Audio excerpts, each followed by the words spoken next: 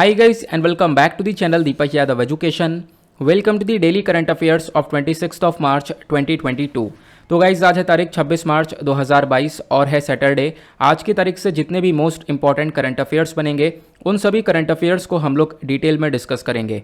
तो चलो शुभारंभ करते हैं। बट उससे पहले गाइज अगर आप लोगों को इस लेक्चर का पीडीएफ चाहिए तो नीचे डिस्क्रिप्शन बॉक्स में आप सभी लोगों को टेलीग्राम का लिंक दिया गया है, वहाँ से जाकर आप लोग इस लेक्चर के पीडीएफ को डाउनलोड कर सकते हो।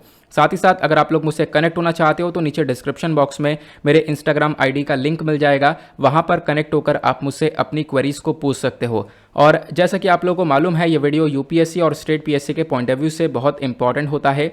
यहाँ पर हम लोग डेली बेसिस पर बहुत सारे इंपॉर्टेंट आर्टिकल्स का डिस्कशन करते हैं, साथ ही साथ वन वर्ड क्वेश्चंस को भी देखते हैं। इसका मतलब आपको ये वीडियो काफ़ी अच्छे से सुनना है। लास्ट में मैंने आप लोग के लिए कुछ क्वेश्चंस को लगा दिया है, इन सभी क्वेश्चंस के आंसर्स आपको इस वीडियो के अंदर मिल जाएंगे। तो लास्ट में इसको सॉल्व करना जिससे कि आपके अंदर एक कॉन्फिडेंस बिल्टअप होगा कि हाँ मैं इन क्वेश्चंस को काफ़ी अच्छे से सॉल्व कर पाया हूँ। अब हम लोग क्या करेंगे, अपने कल वाले क्वेश्चंस के आंसर कीज़ को देखेंगे क्योंकि इनका डिस्कशन हम लोग डेली बेसिस पर करते हैं। तो कल की आंसर कीज़ मैं आप लोग को बता रहा हूं ताकि आप लोग चेक कर सको कि आपने कितने क्वेश्चन सही अटेम्प्ट किए हैं और कितने गलत किए हैं। पहला क्वेश्चन कल आपसे पूछा गया था, देखो भारत ने मार्स के ऊपर अपने एक मिशन को लॉन्च किया हुआ है, उसका नाम है मार्स ऑर्बिटर मिशन, लेकिन इसको एक और नाम से हम लोग जानते हैं, वो क्या है, तो वो है मंगलयान। और इस मार्स मिशन को लॉन्च किया गया था आंध्र प्रदेश के सतीश धवन स्पेस सेंटर से इसरो के थ्रू। अब इसको कौन से साल में लॉन्च किया गया था, यही दूसरा क्वेश्चन इसके अंदर इंक्लूडेड है, तो वो है साल 2013। अगला क्वेश्चन आपसे पूछा गया था, मार्स के पास आपको दो मून देखने को मिलते हैं, उनके नाम क्या क्या हैं, तो एक का नाम है फोबस, दूसरा देवमस। उसके बाद अगला क्वेश्चन आपसे पूछा गया था, जो बोमा कैप्चरिंग टेक्निक है ये बहुत ज़्यादा पॉपुलर है कौन से देश के अंदर, तो अफ्रीका इसका करेक्ट आंसर है। अगला क्वेश्चन आपसे पूछा गया था, मार्स की जब हम लोग बात करते हैं तो मार्स के पास एक बहुत बड़ा वॉल्केनो है पूरे एंटायर सोलर सिस्टम के अंदर, उस वॉल्केनो का नाम क्या है, तो वो है ओलंपस मोन्स। अगला क्वेश्चन आपसे पूछा गया था, केओलादेव नेशनल पार्क जो देखने को मिलता है, इस नेशनल पार्क का पहले कुछ और नाम हुआ करता था, पहले किसी और नाम से जाना जाता था, तो पहले किस नाम से जाना जाता था, तो वो है भरतपुर बर्ड सेंचुरी। अगला क्वेश्चन आपसे पूछा गया है, मुकुंदरा टाइगर रिजर्व की जब हम बात करते हैं तो एक सिचुएटेड है वैली के अंदर, एक घाटी के अंदर, और वो जो वैली है वो दो अलग अलग माउंटेन्स के थ्रू बनी हुई है। उन दोनों माउंटेन्स के नाम क्या क्या हैं, वो है मुकुंदरा और दूसरा गारगुला। आई होप आप सभी लोगों ने इन सभी क्वेश्चंस के आंसर्स बिल्कुल सही दिए होंगे। स्टार्ट करेंगे डिस्कशन को, बट उससे पहले एक छोटी सी रिक्वेस्ट है, आप लोग यहाँ पर इस वीडियो को लाइक करके एक सपोर्ट कर सकते हो। हमने हमेशा की तरह टारगेट रखा है 2K प्लस लाइक्स का, तो आप वीडियो को लाइक करते हो, मुझे बहुत ज़्यादा मदद मिलती है, तो आप लोग यहाँ पर अगेन ये काम ज़रूर कर देना। स्टार्ट करते हैं डिस्कशन को। यह है हमारा आज का सबसे पहला आर्टिकल, एक इंपॉर्टेंट आर्टिकल है एग्जामिनेशन के पॉइंट ऑफ व्यू से। तो यहाँ पर बात की गई है अहीर रेजिमेंट डिमांड को लेकर। आपने देखा होगा पिछले कुछ दिनों में बहुत ज़्यादा आर्टिकल्स कवर हुए हैं इस पर्टिकुलर इशू के ऊपर। तो काफ़ी सिंपल शब्दों में मैं आप लोग को इस पूरे इशू के बारे में बताऊंगा, आखिरकार ये इशू है क्या, इसका पूरा का पूरा हिस्टोरिकल डेटा क्या बोलता है, वो सारी चीज़ें हम लोग यहाँ पर कवर करने वाले हैं। उससे पहले चाहो तो आप लोग साथ ही साथ नोट्स को प्रिपेयर कर सकते हो, अदरवाइज इस लेक्चर का PDF आपको मिल ही जाता है, उसको डाउनलोड करना और इसमें से इंपॉर्टेंट पॉइंट्स को निकालकर अपने नोट्स में इनकॉर्पोरेट कर लेना। पहले हम लोग देखते हैं इस आर्टिकल को आखिरकार कवर कहाँ पर किया गया। तो आप देख पाओगे इंडियन एक्सप्रेस के ऊपर एक्सप्लेन सेक्शन पर काफ़ी डिटेल से और बहुत ही अच्छी तरीके से इन्होंने समझाया अहीर रेजिमेंट डिमांड को, इसका हिस्ट्री क्या है, वो सारी चीज़ें भी काफ़ी अच्छे से इन्होंने बताई हैं। तो यहीं से इस आर्टिकल को पिकअप किया गया। तो करंट इशू क्या देखने को मिलता है, अगर हम लोग बात करें तो लगातार प्रोटेस्ट चल रहा है अहीर कम्युनिटी के मेंबर्स के थ्रू। तो अहीर कम्युनिटी के काफ़ी सारे मेंबर्स जो प्रोटेस्ट कर रहे हैं, इनफैक्ट दिल्ली गुड़गांव के जो हाईवे है वहाँ पर 6 किलोमीटर का एक लंबा सा ट्रैफिक भी लग गया था इस प्रोटेस्ट की वजह से। और डिमांड यही है कि इंडियन आर्मी के अंदर हम लोगों को एक अहीर रेजिमेंट मिलना चाहिए। पहले आपको यहाँ पर दो वर्ड देखने को मिल रहे होंगे, अहीर और रेजिमेंट। रेजिमेंट क्या है इसको हम समझते हैं। आपने देखा होगा इंडियन आर्मी में आपको अलग अलग रेजिमेंट्स देखने को मिलते हैं, Gorkha regiment, Jat regiment, Rajput regiment, ऐसे अलग अलग रेजिमेंट्स हैं। रेजिमेंट यहाँ पर एक परमानेंट यूनिट होता है, ठीक है, एक अलग से यूनिट बनाया जाता है जिसको यहाँ पर एक ऑफिसर पूरी तरह से कमांड करता है। ठीक है, क्लियर हुआ। तो यहाँ पर आप देख पाओगे कास्ट बेसिस पर आपको इंडियन आर्मी में अलग अलग रेजिमेंट्स देखने को मिलते हैं, और इसी रेजिमेंट को देखते हुए अहीर कम्युनिटी की तरफ से मांग की गई है कि हाँ अहीर के लिए भी एक पर्टिकुलर रेजिमेंट होना चाहिए। तो एक क्वेश्चन सडनली आपके दिमाग में आया होगा, तो ये नाम जैसे राजपूत रेजिमेंट रखा गया, जाट रेजिमेंट रखा गया, तो क्या इसके अंदर सिर्फ राजपूत होंगे? तो ऐसा नहीं है, ये भी आपको ध्यान रखना है। जैसे कोई राजपूत रेजिमेंट है तो उसमें यहाँ पर और भी अलग अलग कम्युनिटीज़ रहती हैं, ऐसा नहीं सिर्फ यहाँ पर राजपूत के लिए वो रेजिमेंट बनाया गया है। हाँ, एक चीज़ ये आपको देखने को मिलेगी, इस रेजिमेंट के अंदर जो मेजोरिटी ऑफ पीपल होंगे, मेजोरिटी ऑफ सोल्जर्स यहाँ पर आपको देखने को मिलेंगे वो राजपूत होंगे। क्लियर हुआ? उसी प्रकार से यहाँ पर अहिर रेजिमेंट को बनाने के बारे में चर्चा की जा रही है, क्योंकि आज के टाइम पर इंडियन आर्मी में जो अहिर कम्युनिटी है वो बहुत ज़्यादा आपको देखने को मिल जाती है। प्लस इतिहास में भी यहाँ पर अहिर का एक बहुत बड़ा रोल रहा है, इनका कंट्रीब्यूशन काफ़ी ज़्यादा रहा है, उसको मैं आगे एक्सप्लेन करूँगा, जिसके बेसिस पर बोला जा रहा है कि हाँ, अहिर कम्युनिटी डिजर्व करती है कि उनके लिए एक अलग से रेजिमेंट होना चाहिए इंडियन आर्मी के अंदर। क्लियर हुआ? आगे बढ़ते हैं। तो यहाँ पर देखो आपको देखने को मिलेगा, जब हम बात करते हैं सदर्न हरियाणा के डिस्ट्रिक्ट्स के बारे में, रेवाड़ी हो गया, देन उसके बाद यहाँ पर आप देख पाओगे महेंद्रगढ़ देखने को मिलेगा, गुड़गांव आपको देखने को मिलेगा। तो यहाँ पर कुछ एरियाज आपको नजर आएंगे, यहाँ पर अहिर की कम्युनिटी बहुत ज़्यादा आपको देखने को मिलेगी। और जैसे मैंने आपको बताया, अगर हम लोग हिस्ट्री में देखें तो अहिर का बहुत बड़ा रोल रहा है, इनका एक बहुत बड़ा कॉन्ट्रीब्यूशन रहा है। एक बैटल हुआ था 1962 के अंदर, ठीक है, 1962 में वो बैटल कौन सा था? वो था बैटल ऑफ रिजांगला। ठीक है, क्या है? दोबारा बोल रहा हूं, बैटल ऑफ रिजांगला, ध्यान रखना इसके बारे में। आगे मैं इस बैटल के बारे में एक एक चीज आप लोगों को बताने वाला हूं। तो क्या हुआ, इस बैटल के अंदर अहिर कम्युनिटी का एक बहुत बड़ा कंट्रीब्यूशन रहा, जिसकी वजह से मांग ये उठ रही है कि बिल्कुल अहिर कम्युनिटी डिजर्व करती है कि उनके लिए एक अलग से एक पर्टिकुलर रेजिमेंट होना चाहिए अहिर के नाम पर ही। क्लियर हुआ? और ये जो डिमांड है ना इस पर्टिकुलर रेजिमेंट को लेकर, वो बहुत पहले से उठ रही है। अगर हम लोग बात करें, जब 1962 की जो वॉर हुई थी उसके 50 साल पूरे हो गए थे 2012 में, तब से ही लगातार यहाँ पर ये डिमांड उठती हुई नजर आ रही है। अब हम लोग थोड़े बेसिक पर चलते हैं, आखिरकार ये बैटल ऑफ रिजांगला था क्या? ठीक है, इसको हम लोग समझेंगे, जिसके बेसिस पर आपको और भी बहुत सारी जानकारी मिलने वाली है। तो यहाँ पर आप देख पाओगे जम्मू एंड कश्मीर का मैप है, इधर आपको लद्दाख वाला रीजन देखने को मिलेगा, ये वाला जो पर्टिकुलर एरिया है यहीं पर आपको रिजांगला देखने को मिलता है। अगर हम लोग इस वाले मैप को थोड़ा सा जूम करके यहाँ पर देखें तो आप ये देख पा रहे होंगे, जो चुजूल डिस्ट्रिक्ट है, चुजूल के नीचे ही आप लोग यहाँ पर देख पाओगे ये रिजांगला है। यहीं पर ये बैटल हुआ था, चाइनीज सोल्जर्स इधर की साइड थे और इधर यहाँ पर आप देख पाओगे अहिर कम्युनिटी थी, जिनके बीच में यहाँ पर ये पूरा का पूरा बैटल हुआ था, जिसको हम बैटल ऑफ रिजांगला के नाम से जानते हैं। तो इतिहास था क्या? देखो, यहाँ पर अहिर्स को रिक्रूट किया गया था इंडियन आर्मी में। अलग अलग रेजिमेंट्स में आप देख पाओगे अहिर्स की जो कम्युनिटी है वो बहुत ज़्यादा देखने को मिलती है। अगर हम लोग अलग अलग रेजिमेंट की बारे में बात करते हैं तो यहाँ पर एक फिक्स क्लास रेजिमेंट देखने को मिलती है, जिसमें कुमाऊं रेजिमेंट आता है, ठीक है, जाट रेजिमेंट है, राजपूत रेजिमेंट है। फिर उसके बाद आता है एक मिक्स क्लास रेजिमेंट्स, जहाँ पर आप कह सकते हो सारे कास्ट को लेकर एक रेजिमेंट्स बनाए जाते हैं। तो यहाँ पर भी आप देख पाओगे कि जो हमारे अहिर कम्युनिटी हैं वो बहुत ज़्यादा यहाँ पर आप सोल्जर्स देखने को मिलेंगे, जिनकी यहाँ पर जो कास्ट है वो अहिर है। क्लियर हुआ? उसके साथ साथ यहाँ पर आप देख पाओगे जो 13th battalion of Kumaon regiment था, जिसको यहाँ पर सबसे ज़्यादा फेम मिलता है रिजांगला के अंदर। ठीक है, इसको लेकर काफ़ी हद तक चर्चा की गई है। अगर हम लोग इनके बारे में थोड़ा सा डिटेल से जाने, एक सेकंड रुक जाओ, मैं आपको डायरेक्ट टॉपिक पर लेकर चलता हूँ। ठीक है, इनके बारे में अगर हम लोग डिटेल से देखें तो हुआ क्या था, हुआ ये था अहिर ऑफ 13 कुमाऊं रेजिमेंट ये डिप्लॉय किया जाता है रिजांग वाले रीजन के अंदर। ठीक है, रिजांगला वाला जो रीजन का है वो आपको ये देखने को मिलेगा। तो यहाँ पर क्या है, अहिर जो यहाँ पर कम्युनिटी है वो यहाँ पर आप कुमाऊं रेजिमेंट के अंदर देखने को मिलती है, मैंने आपको बताया। तो कुमाऊं रेजिमेंट जो है बेसिकली वो डिप्लॉय किया गया था रिजांगला वाले रीजन में, ईस्टर्न लद्दाख के अंदर। और क्या हुआ, वहाँ पर चाइनीज़ के थ्रू अटैक किया गया। तो चाइना के अटैक को यहाँ पर अहिर्स ने काफ़ी अच्छी तरीके से रोका। ठीक है, उसके बाद यहाँ पर आप देख पाओगे जो ये बैटल है आखिरकार ये लड़ी गई थी नवंबर 18, 1962 में।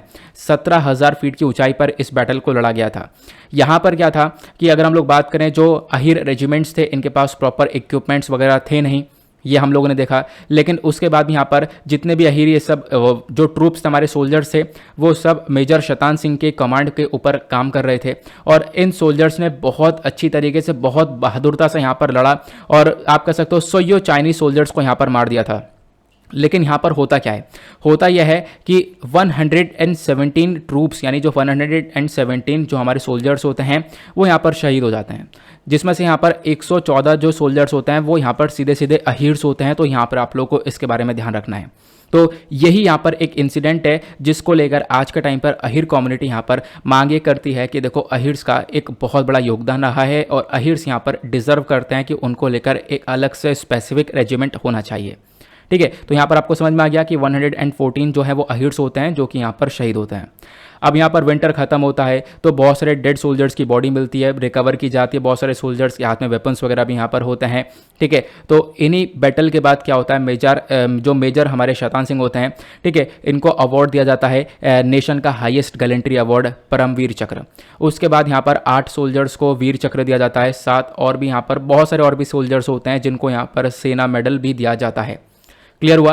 तो ये था battle of Rezang La. I hope आप लोग को छोटे से शब्दों में इस बैटल के बारे में काफ़ी अच्छे से इनफ जानकारी तो मिल चुकी है। अगर कोई क्वेश्चन बनता है तो डेफिनेटली आप लोग यहाँ पर इसको पुट डाउन कर पाओगे।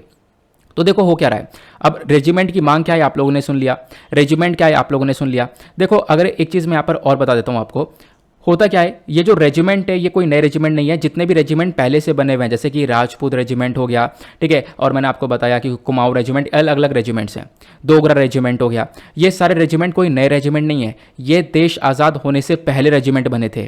ठीक है, तो अब देश आज़ाद होने के बाद, इंडिपेंडेंस के बाद यहाँ पर पहला ऐसा कुछ रेजिमेंट बनाने की यहाँ पर मांग की जा रही है करेंटली, जिसके बारे में हम पढ़ रहे हैं। अब होता क्या है, इसको लेकर बहुत सारा पॉलिटिकल सिनेरियो भी देखने को मिलता है, बहुत सारी पॉलिटिकल पार्टीज है, उनके नेता हैं, वो यहाँ पर अलग अलग कमेंट करते हैं, बहुत सारे लोग सपोर्ट करते हैं कि हाँ बिल्कुल एक ऐसा रेजिमेंट होना चाहिए।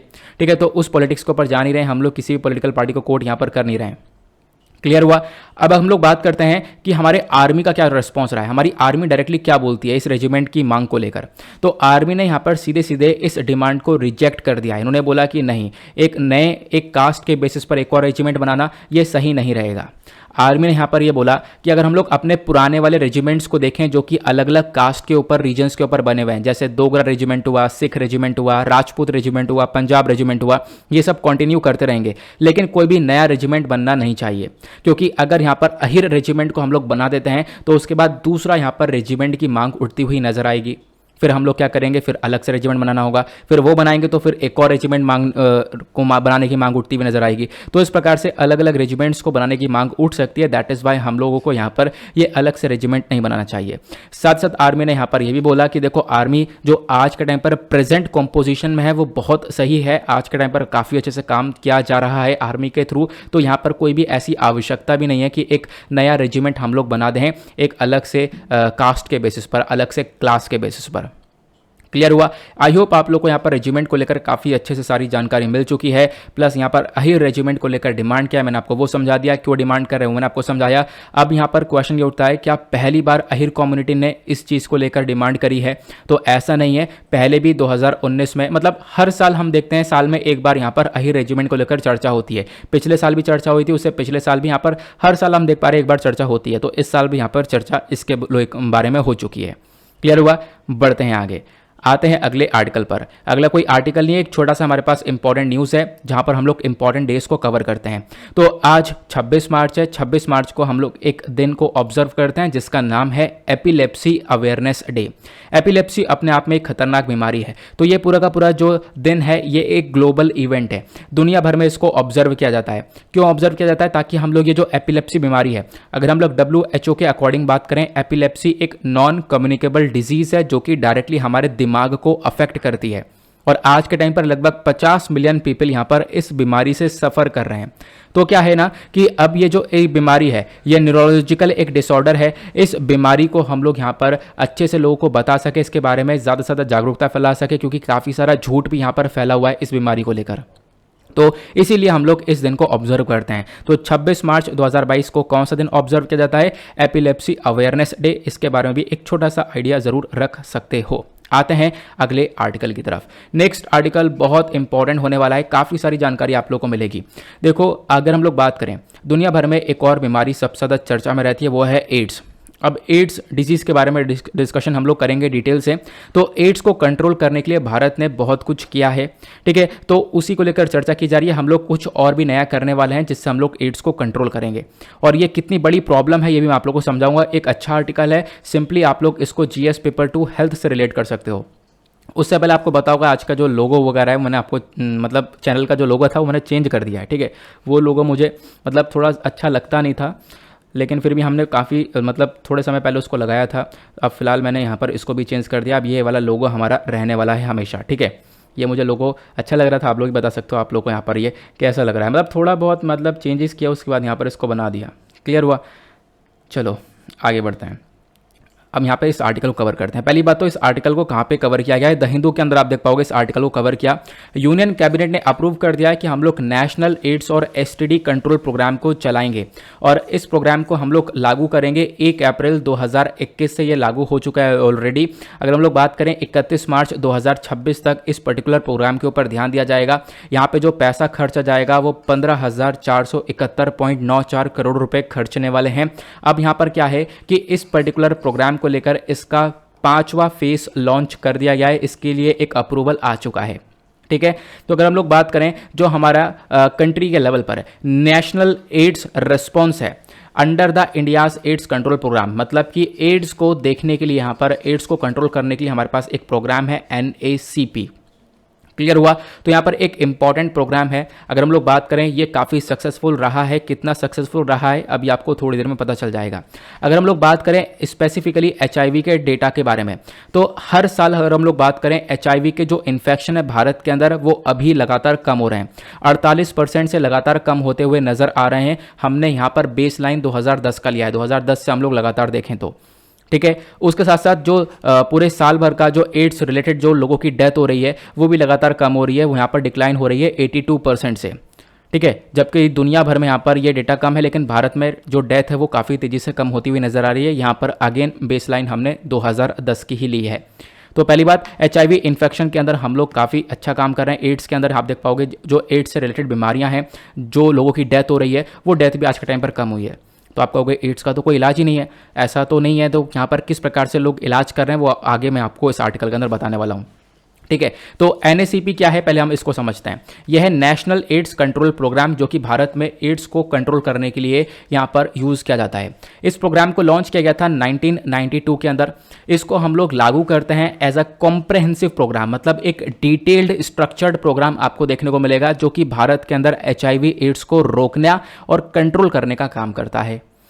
अगर हम लोग बात करें पिछले कुछ टाइम पे जो फोकस है हमारा वो लगातार शिफ्ट हुआ है। हम लोग अभी तक क्या कर रहे थे, HIV के प्रति, एड्स के प्रति लोगों के अंदर जागरूकता फैला रहे थे।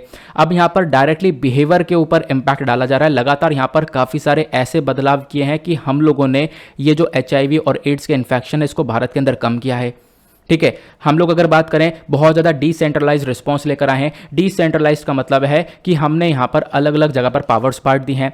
यहाँ पे हमने NGOs को इन्वॉल्व कर लिया है और भी यहाँ पर इंपॉर्टेंट नेटवर्क्स को इन्वॉल्व कर लिया है, जो कि क्या कर रहे हैं यहाँ पर दुनिया भर में, इंडिया भर में यहाँ पर क्या कर रहे हैं, HIV को कंट्रोल करने में मदद कर रहे हैं इस प्रोग्राम की। क्लियर हुआ? देन उसके बाद यहाँ पर और क्या बोला गया, अगर हम लोग बात करें तो पूरी तरह से यहाँ पर फोकस किया जा रहा है कि देखो आज के टाइम पर अगर हम लोग देखें तो it has been revived revamped to focus on hard to reach at risk population. इसका मतलब यह है कि जो नेशनल एड्स कंट्रोल प्रोग्राम है इसको हम लोगों ने प्रॉपरली वापस से रिस्ट्रक्चर, वापस से एक नया तरीका इसके अंदर ऐड किया हुआ है, इसको वापस से जीवित किया है। हम लोग पूरी तरह से फोकस कर रहे हैं कि जो पॉपुलेशन सबसे ज़्यादा रिस्क में है, जो सबसे ज़्यादा अफेक्ट हो रही है HIV एड्स से, उसको हम लोग ठीक कर सकें। इसका जो चौथा फेस है इस प्रोग्राम का, वो चौथा फेस हम लोगों ने पिछले साल ही एंड कर दिया है 31 मार्च 2021 में। अब हम लोग आ चुके हैं इसके 5वें फेस को ऊपर, और अभी यहाँ पर इसके 5वें फेज को अप्रूवल मिल चुका है। ठीक है, तो ये जो नेशनल एड्स कंट्रोल प्रोग्राम है इसका 5वां फेज यहां पर लागू हो जाएगा। 2025-26 तक हम लोग यहां पर क्या करने वाले हैं, एड्स बीमारी को और ज्यादा कम करने वाले हैं। और इसी के साथ साथ आपको पता होगा हमारे पास सस्टेनेबल डेवलपमेंट गोल्स हैं, SDGs, जिसको हम लोग जानते हैं। हमारे पास टोटल 17 गोल हैं, जिसमें से जो तीसरा वाला गोल है वो यहाँ पर बात करता है पब्लिक हेल्थ को लेकर, और इसका 3.3 वाला जो पॉइंट है वो ये बात करता है कि हम लोग क्या करेंगे, HIV और जो एड्स है इसको यहाँ पर पूरी तरह से ख़त्म कर देंगे 2030 तक। तो हम लोग का यही टारगेट है, हम लोग 5वां फेज लॉन्च करें और HIV एड्स को और ज़्यादा ख़त्म करें। 2025-26 तक हमारा टारगेट है, हम लोग इसको पूरी तरह से डिटेक्ट करें, जो लोग यहाँ पर इससे पीड़ित हैं उनको ट्रीटमेंट सर्विस दी जा सके और इस बीमारी को वहीं पर रोक दिया जाए। क्लियर हुआ। साथ ही साथ जो ये प्रोग्राम है ये ऑफर करेगा फ्री एचआईवी प्रिवेंशन, मतलब फ्री में यहाँ पर आप देख पाओगे कि एचआईवी को लेकर आपको सपोर्ट मिलेगा, प्लस डिटेक्शन फ्री होगा, हम लोग यहाँ पर अच्छे से जांच पड़ताल कर पाएंगे, ट्रीटमेंट फ्री यहाँ पर देने के बारे में चर्चा की गई है इस प्रोग्राम के अंडर में। तो जहाँ पर कुछ ऐसी पॉपुलेशन जो कि सबसे ज़्यादा रिस्क पर है कि हाँ भाई इनको सबसे ज़्यादा खतरा है, इस एरिया में बहुत सारे एचआईवी के पेशेंट्स हैं और ये फैला देंगे, बिल्कुल ट्रांसमिट भी होता है एचआईवी। कैसे ट्रांसमिट होता है आगे मैं आपको बताऊंगा। तो यहाँ पर क्या है, इसको रोकने के लिए यहाँ पर पूरी तरह से काम करता है हमारा ये प्रोग्राम। क्लियर हुआ। नाउ अब डायरेक्टली पॉइंट पर आते हैं, आखिरकार ये एड्स होता क्या है। एड्स की फुल फॉर्म है एक्वायर्ड इम्यूनोडेफिशिएंसी सिंड्रोम। ये यहाँ पर एक लाइफ थ्रेटनिंग हेल्थ कंडीशन है, मतलब कि यहाँ पर आप कह सकते हो जानलेवा बीमारी है और ये होती है एक वायरस की वजह से जिसके पीछे है एचआईवी वायरस। एचआईवी वायरस का मतलब है ह्यूमन इम्यूनोडेफिशिएंसी वायरस, जहाँ पर आपकी इम्यूनिटी या फिर इम्यून सिस्टम है वो डैमेज हो जाता है। आपका इम्यून सिस्टम डैमेज हो गया मतलब बॉडी तो वैसे भी यहाँ पर किसी बीमारी से लड़ नहीं पाएगी। क्योंकि आपको पता होगा अगर आपकी इम्यूनिटी स्ट्रांग है, क्योंकि आपको पता होगा कोविड के टाइम पर सब लोग अपने इम्यूनिटी को स्ट्रांग करने में लगे पड़े थे, तो किसी भी व्यक्ति की यहाँ पर अगर इम्यूनिटी स्ट्रांग है तो यहाँ पर कोई सी बीमारी से लड़ सकता है। लेकिन जब आपकी इम्यूनिटी ही डैमेज हो जाएगी तो अगेन यहाँ पर शरीर वहीं पर डैमेज होना चालू हो जाएगा। तो ये जो एड्स है ये ट्रांसमिट होता है, बिल्कुल ट्रांसमिट होता है। देखो डायरेक्ट कांटेक्ट की वजह से ट्रांसमिशन देखने को मिलता है, ऐसा नहीं है। देखो बहुत सारी यहाँ पर अफवाहें रहती हैं कि यहाँ पर दूर से दूर भी यहाँ पर ट्रांसमिट हो सकता है, तो ऐसा नहीं है। अगर कोई डायरेक्ट कॉन्टेक्शन होता है, ठीक है, सीमेन के थ्रू, ब्लड के थ्रू, ठीक है, या वेजिनल फ्लूइड के थ्रू या ब्रेस्ट मिल्क के थ्रू, ठीक है, या फिर अगर मतलब जैसे कि माँ अपने बच्चे को दूध पिला रही है, तो इस प्रकार की चीज़ें अगर होती हैं तो इसकी वजह से यहाँ पर बिल्कुल एचआईवी यहाँ पर फैल सकता है। अगर मैं आप लोग को कॉन्टेक्शन के बारे में बताऊं तो एचआईवी ट्रांसमिट हो सकता है अनप्रोटेक्टेड सेक्स के थ्रू, प्लस कोई ड्रग एडिक्ट है उसके थ्रू, ब्लड ट्रांसफ्यूजन के थ्रू, प्रेगनेंसी के थ्रू यहाँ पर, और यहाँ पर जो इंस्ट्रूमेंट्स गंदे संदे रहते हैं उसके थ्रू भी यहाँ पर ये चीज़ें हो सकती हैं। एक व्यक्ति को यहाँ पर एक कोई पेशेंट था, उसको हम लोगों ने यहाँ पर क्या हुआ, उसका ट्रीटमेंट किया उन सारे इंस्ट्रूमेंट से, फिर उसके बाद उन इंस्ट्रूमेंट का अच्छे से सफाई वगैरह हुई नहीं, देन उसके बाद क्या हुआ, उसी से दूसरे पेशेंट का ट्रीटमेंट कर दिया। तो इस प्रकार की चीज़ें भी देखने को मिलती हैं, उनसे भी यहाँ पर एचआईवी ये जो एड्स है वो ट्रांसमिट होता है। लेकिन बहुत सारे लोग बोलते हैं कि टच करने से हो जाता है, झूठा खाना खाने से हो जाता है, एक किस से हो जाएगा, तो ऐसा यहाँ पर नहीं है। तो यहाँ पर आपको इसके बारे में ध्यान रखना है, ठीक है। तो कैसे ट्रांसमिट होता है, कैसे ट्रांसमिट नहीं होता, आपको पता चल चुका है। अब बात करें एचआईवी एड्स के सिम्टम्स यानी लक्षण क्या देखने को मिलते हैं। लक्षण है स्टार्टिंग में स्टेज 1 के अंदर एक फ्लू लाइक इलनेस आपको देखने को मिलती है, मतलब बुखार हो गया, ठीक है, ठंड लग रही है, रैशेस हो गए, रात भर पसीना आ रहा है, तो इस प्रकार की चीज़ें होती हैं। स्टेज 2 के अंदर कोई ऐसा सिम्टम आपको देखने को मिलता नहीं है, लेकिन स्टेज 3 के अंदर जो इम्यून सिस्टम है वो कमज़ोर होना शुरू हो जाता है, फिर एक पर्टिकुलर टाइम पीरियड पर इतना ज़्यादा कमज़ोर हो जाता है कि इंसान की डेथ हो जाती है। अब कहोगे कि यार इतना खतरनाक यहाँ पर सिनेरियो इस चीज़ को देखते हुए, तो इसको रोकना या इसका ट्रीटमेंट क्या है। तो देखो prevention is better than cure, आपने इसके बारे में काफ़ी बार सुना होगा। तो क्या है, एड्स आपको ना छू सके इससे पहले आप लोग क्या कर सकते हो, कुछ प्रोटेक्टिव टेक्निक्स का इस्तेमाल कर सकते हो। आप जो भी सुइयाँ लगा रहे हो, तो पहले यहाँ पर क्या था, एक पेशेंट को लगाया फिर उसी से दूसरे पेशेंट को लगा दिया, क्या पता उसको एड्स हो, तो यहाँ पर क्या हो कि भाई आप उसको सही से साफ वाफ कर लो, ठीक है। नॉन कॉन्टेमिनेटेड नीडल्स का आप इस्तेमाल करो, और खासकर यहाँ पर जो बच्चे और मदर का कनेक्शन एक देखने को मिलता है। अगर यहाँ पर पता है कि हाँ कोई व्यक्ति यहाँ पर सफ़र करा एचआईवी से, तो यहाँ पर उनको थोड़ा सा दूर रख सकते हैं। तो प्रिवेंशन और ट्रीटमेंट यहाँ पर एक बहुत इंपॉर्टेंट चीज़ है। यहाँ पर क्या करना होगा, अपने आप को पहले से रोकना होगा। प्लस उसके बाद बात करते हैं एक दूसरा सबसे बढ़िया मेथड जो कि एचआईवी का एक मात्र आप कह सकते हो सोल्यूशन है, मतलब एक परमानेंट सोल्यूशन तो नहीं लेकिन सोल्यूशन ज़रूर है। इसको हम लोग बोलते हैं आर्ट। आर्ट मतलब एंटी रेट्रोवायरल ट्रीटमेंट, ठीक है, एंटी रेट्रोवायरल ट्रीटमेंट आपको ये देखने को मिलता है। तो ये कहीं ना कहीं एचआईवी के ट्रांसमिशन को रोक सकता है। बच्चे से जो माँ से बच्चे के अंदर यहाँ पे ट्रांसमिट हो जाता है एचआईवी, प्रेगनेंसी के टाइम पर, डिलीवरी के टाइम पर, या फिर बच्चे को दूध पिलाते वक्त, तो यहाँ पर वो चीज़ें हम लोग रोक सकते हैं। किसके माध्यम से, आर्ट ट्रीटमेंट से। आर्ट ट्रीटमेंट क्या है, एक बार फिर से नाम देख लो यहाँ पर, एंटी रेट्रोवायरल ट्रीटमेंट इसको हम लोग बोलते हैं। जो ये एचआईवी है इसको हम लोग इसी वाली थेरेपी से रोक सकते हैं। अब आप कहोगे इसके अंदर होता क्या है, तो इसके अंदर यहाँ पर काफ़ी सारी मेडिसिन दी जाती है, ठीक है, यहाँ पर मेडिसिन का यूज़ किया जाता है। तो ये जो आर्ट है ये यहाँ पर क्या होता है, लगातार बहुत सारी मेडिसिन दी जाती हैं जो कि एचआईवी को ट्रीट करेगा, एचआईवी को ठीक करेगा। लेकिन होता क्या है, यहाँ पर एचआईवी की वजह से जान बच जाती है, लेकिन प्रॉपर पूरी तरह से, मतलब ये जो आर्ट ट्रीटमेंट है इसकी वजह से जान तो बच जाती है इंसान की, लेकिन अगर आप लोग सोचोगे कि पूरी तरह से एचआईवी ठीक हो जाता है तो ऐसा नहीं है। इसका पूरी तरह से एचआईवी का कोई सोल्यूशन नज़र आता नहीं है। ठीक है। ये सिर्फ करेगा क्या, तो बॉडी के अंदर से जो HIV वायरस है उसका अमाउंट कम कर देगा, प्लस यहाँ पर पॉसिबिलिटी कि हाँ ये व्यक्ति HIV से सफ़र कर रहा है तो ये दूसरे को ट्रांसमिट कर सकता है, तो वो चीज़ें कम हो जाएंगी। प्लस जो HIV है वो यहाँ पर आगे एड्स तक बढ़ने से यहाँ पर रोक सकता है, प्लस जो इम्यून सिस्टम है उसको यहाँ पर प्रोटेक्शन दे सकता है। तो ये मेडिसिन का हम लोग इस्तेमाल कर सकते हैं इस आर्ट ट्रीटमेंट के अंदर में। लेकिन आर्ट ट्रीटमेंट ध्यान रखना पूरी तरह से HIV को ठीक नहीं करता, बस यहाँ पर इंसान को एक तरीके से जीवित कर रखने में यहाँ पर एक सक्षम सी यहाँ पर प्रोसेस देखने को मिलता है। एक प्रोसेस क्या, एक ट्रीटमेंट देखने को मिलता है। क्लियर हो गया।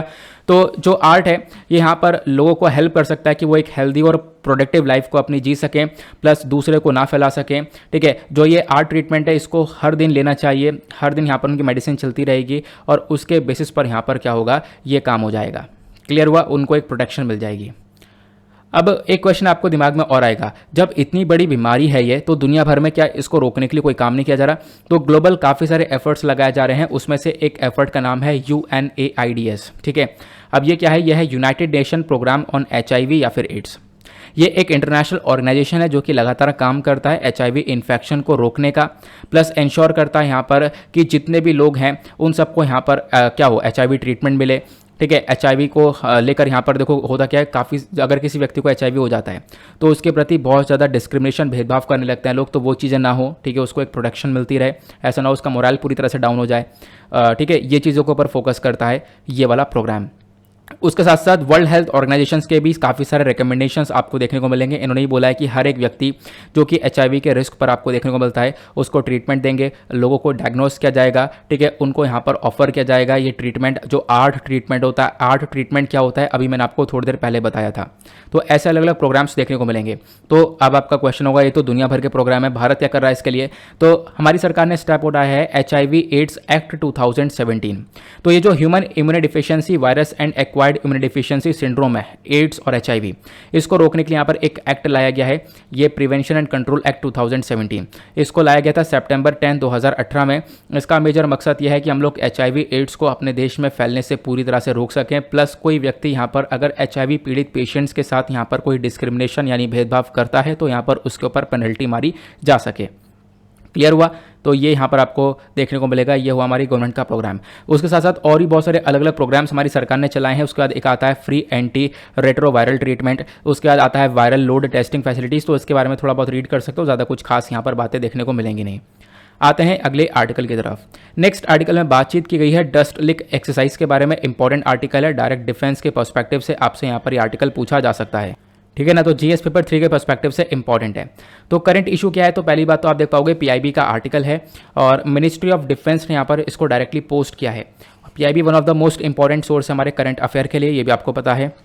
तो हुआ क्या है, अभी 3rd एडिशन एक जॉइंट ट्रेनिंग एक्सरसाइज का भारत और उज़्बेकिस्तान के बीच में, तो इंडिया उज़्बेकिस्तान के बीच में ये तीसरा एडिशन है जॉइंट ट्रेनिंग अभ्यास का, जिसका नाम है एक्स डस्ट लिक। ये जो डस्ट लिक है ये अभ्यास चल रहा है अभी उज़्बेकिस्तान के अंदर। 22 मार्च को स्टार्ट हुआ था, 31 मार्च तक ये अभ्यास चलने वाला है। ठीक है, तो ये जो एक्सरसाइज है ये बेसिकली फोकस करेगी किसके ऊपर, काउंटर टेररिज्म के ऊपर। उज़्बेकिस्तान आपको यहाँ पर देखने को मिलेगा, उज़्बेकिस्तान के अंदर ये अभ्यास हो रहा है। उज़्बेकिस्तान के पीछे इधर कजाकिस्तान है, then Turkmenistan, then Tajikistan, then Kyrgyzstan. ठीक है, ये आपको देखने को मिलेगा पूरा का पूरा ये सेंट्रल एशिया वाला हिस्सा देखने को मिल जाता है। उसके ऊपर आपको ये अरल सी नज़र आने वाला है। ठीक है, क्लियर हुआ? तो अगर हम लोग बात करें जो एक्सरसाइज है ये फोकस करेगी कि किस प्रकार से हम लोग आतंकवाद से लड़ सकते हैं, प्लस ये जो ट्रेनिंग है ये मेजर फोकस करने वाली है दोनों, देखो दोनों कंट्री की जब यहाँ पर आर्मीज मिलेंगी तो ऑब्वियस ही बात है दोनों को बहुत कुछ आता होगा, तो अपनी जो बेस्ट प्रैक्टिसेस हैं वो यहाँ पर एक दूसरे को सिखाएंगी। प्लस इससे कोऑपरेशन बढ़ेगा, आपस में डिफेंस रिलेशंस और ज़्यादा मजबूत होंगे। ठीक है, और जो लास्ट एडिशन हुआ था डस्ट लिक का, ध्यान रखना ये तो 2022 वाला है जो कि अभी उज़्बेकिस्तान में हो रहा है। इससे पिछला वाला 2021 में भी अभ्यास हुआ था। वो कहाँ पर हुआ था, तो वो उत्तराखंड रानीखेत के अंदर हुआ था। क्लियर हुआ? आगे बात करते हैं, तो ये आपको क्लियर हो चुका है। बाकी ये बहुत इंपॉर्टेंट पिक्चर है, इसको अपने पास आप लोग रख सकते हो। अगर हम लोग बात करते हैं जॉइंट मिलिट्री एक्सरसाइज की, तो इंडिया और अदर कंट्रीज़ के बीच में कौन कौन से अभ्यास होते हैं, तो भारत इंडोनेशिया के मिलिट्री के बीच में अभ्यास होता है गरुड़ शक्ति। उसके बाद भारत और मालदीव्स के मिलिट्री के बीच में होता है एक्वेरिन। देन भारत चाइना के बीच में hand in hand, Bharat Singapore के बीच में बोल्ड कुरुक्षेत्र, भारत श्रीलंका के बीच में मित्र शक्ति, भारत मंगोलिया के बीच में नोमैडिक एलिफेंट, भारत फ्रांस के बीच में शक्ति, भारत नेपाल के बीच में सूर्य किरण, भारत यूएसए के बीच में युद्ध अभ्यास। तो ये सारे मिलिट्री एक्सरसाइज है जिसके बारे में डेफिनेटली आप लोग एक ओवरव्यू ज़रूर अपने पास रख सकते हो। आगे चलते हैं आज के नेक्स्ट आर्टिकल की तरफ। अगला आर्टिकल ये काफ़ी ज़्यादा इंपॉर्टेंट होने वाला है, खासकर जीएस पेपर 3 एनवायरमेंट से रिलेट कर सकते हो, काफ़ी सारे क्वेश्चन बन जाते हैं। तो यहाँ पे बातचीत की गई है वर्ल्ड एयर क्वालिटी रिपोर्ट के बारे में। तो 2021 की ये वर्ल्ड एयर क्वालिटी रिपोर्ट आई है। अब इस रिपोर्ट ने क्या बताया है वो हम लोग डिस्कस करने वाले हैं। 2021 की वर्ल्ड एयर क्वालिटी रिपोर्ट को रिलीज़ किया गया। इसने बताया कि भाई यहाँ पर भारत के अंदर भी आप देख पाओगे जो पॉल्यूशन है वो अल्टीमेट लेवल पर पहुँच चुका है। मुंबई का पॉल्यूशन का जो लेवल है वो 9 गुना ज़्यादा बढ़ चुका है। मतलब WHO ने एक लिमिट सेट कर रखी है, उससे भी ज़्यादा 9 गुना ज़्यादा पॉल्यूशन यहाँ पर मुंबई के अंदर देखने को मिलेगा। तो इंडियन एक्सप्रेस का ये आर्टिकल आपको नज़र आ रहा होगा। IQ एयर 2021 की रिपोर्ट देखने को मिली है। तो ये IQ एयर है क्या, इसको समझते हैं। IQ एयर एक स्विस ग्रुप आपको देखने को मिलेगा जो कि एयर क्वालिटी के लेवल को यहाँ पर मेजर करता है, उसको मापता है कि हाँ एयर क्वालिटी का मतलब पूरा का पूरा लेवल क्या है, मतलब एयर क्वालिटी कितनी अच्छी है, उसके अंदर कितना पोल्यूशन है, उन सबको मेजर करने का काम करता है IQ एयर। IQ एयर क्या करता है, फिर साथ ही साथ यहाँ पर फोकस करता है कि देखो क्या कर सके, एंगेज कर सके, एजुकेट कर सके और इंस्पायर कर सके सरकार को, रिसर्चर्स को, नॉन गवर्नमेंट ऑर्गेनाइजेशंस को, कंपनीज़ को कि भाई सब साथ में आओ, सब साथ में मिलकर एयर क्वालिटी को इम्प्रूव करने के ऊपर काम करो। अदरवाइज़ यहाँ पर हवा की क्वालिटी ख़राब होती रहेगी तो इससे यहाँ पर बहुत सारी प्रॉब्लम्स, बहुत सारे हेल्थ रिस्क आते हैं। तो अगेन हम लोग एयर क्वालिटी को अगर इम्प्रूव कर पाते हैं तो इससे क्या होगा, हम लोग एक हेल्दी कम्युनिटी और हेल्दी सिटी को डेवलप कर पाएंगे। एयर क्वालिटी अपने आप में एक बहुत बड़ी प्रॉब्लम आपको देखने को मिलती है। तो दिल्ली ने यहाँ पर अगर हम लोग बात करें, दुनिया भर के अंदर जो कैपिटल पोल्यूशन होता है, मतलब जैसे कि आज के टाइम पर आपको इंडिया की कैपिटल दिल्ली नज़र आएगी। इस प्रकार से अलग अलग देशों की जो भी कैपिटल हैं, ठीक है, उन कैपिटल्स के मामले में जब हम लोग बात करते हैं तो उन कैपिटल के मामले में दिल्ली एक ऐसी कैपिटल निकल कर आता है जहां पर सबसे ज़्यादा पोल्यूशन है दुनिया भर में। आप लोग को ध्यान रखना है, जैसे यहाँ पर इंडिया की कैपिटल न्यू दिल्ली टॉप पर है, उसके बाद बांग्लादेश की कैपिटल ढाका है, देन चाड की कैपिटल है एंड जेमेना, देन ताजिकिस्तान की कैपिटल है दुशानबे, देन ओमान की capital Muscat, Nepal Kathmandu, Bahrain Manama, then Iraq Baghdad, Kyrgyzstan Bishkek और उज्बेकिस्तान ताशकेंत। ठीक है, तो ये आप लोग देख पा रहे होंगे, ये सारी यहाँ पर टॉप 10 ऐसे कैपिटल्स है जहाँ पर सबसे ज़्यादा पोल्यूशन है दुनिया भर में। तो दिल्ली टॉप पर है, इसके बारे में ज़रूर ध्यान रख सकते हो।